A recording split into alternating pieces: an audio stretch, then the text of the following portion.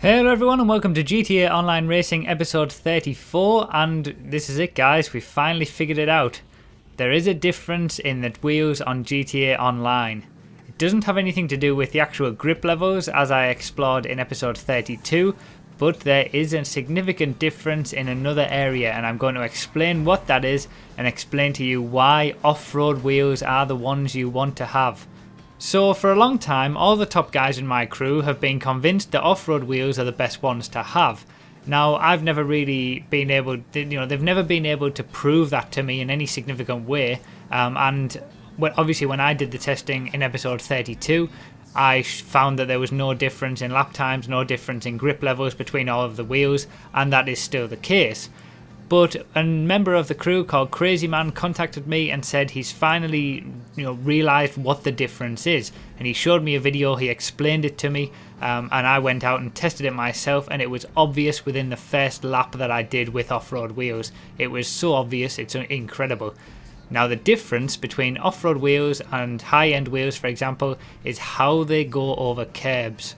Now this wouldn't come up in the normal testing that I did for the grip levels, because I generally try to stay away from curbs when I'm doing the testing, but it's actually an important point. There is no difference in the grip levels between the wheels. You can get similar lap times with all of the wheels if you don't use the curbs, but using off-road wheels, and certainly other kinds of wheels as well, which I'll go into, helps you go over curbs a lot easier. And in fact, off-road wheels a lot of the time just go over curbs like they aren't even there. So the best thing to do is going to be showing you an example, and this corner on cutting corners is where it's most prevalent. So here we are coming along here, and we're going to really cut the corner quite hard with high-end wheels. As you can see, it just steps out a little bit. It doesn't really cope with the curve very well, steps out a little bit, and you just lose a little bit of traction as it sort of bounces a bit too harshly. Now here's exactly the same thing with off-road wheels, and as you'll see, it just takes it really easily. It just goes over the curb like it's nothing else. High-end wheels, again, just as you're coming here, you can see how it's quite harsh going over just these little curbs going down the main straight. There's a reasonable little bit of a bump as you go over these small curbs, and then as we come onto the off-road wheels, you'll see that it just goes over them like they aren't even there. Look at how easy that is. It's unbelievable. It just glides over the curbs. It's such a big difference to high-end wheels, and it really does make a difference when you're racing as well.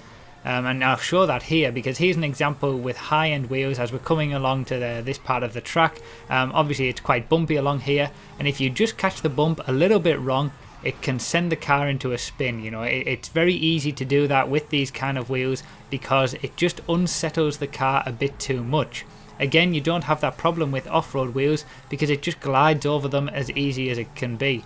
So what's the reason for this? Why is this the case? Well, in my opinion, from the testing that I've done, my thoughts are that it's all about the amount of sidewall on the tyre on the wheel. So this is the amount of sidewall in terms of most to least on each of the tyres. Off-road has the most, lowrider, muscle and tuner all have the same, a little bit less, then sports and SUV. Then high-end wheels have the least amount of sidewall, and you can see that here with off-road there with the most. Then there's a little bit less for lowrider, and lowrider, muscle and tuner are all the same in terms of the amount of sidewall on the tyre. And then sports and SUV, they are also the same, but a little bit less than what we've just seen. And then at the end, high-end wheels with pretty much no sidewall whatsoever. And that is the defining characteristic of each of the tyres, and that's what, in my opinion, makes the difference. Now, I can't back this up with, we don't know in terms of the code or anything like that whether this has an effect, but that is basically based on the testing that I've done. I have tested a few of the other tyres as well, and that sort of hierarchy of the amount of sidewall that they have holds true. The lowrider, the muscle and the tuner tyres do cope with curbs reasonably well.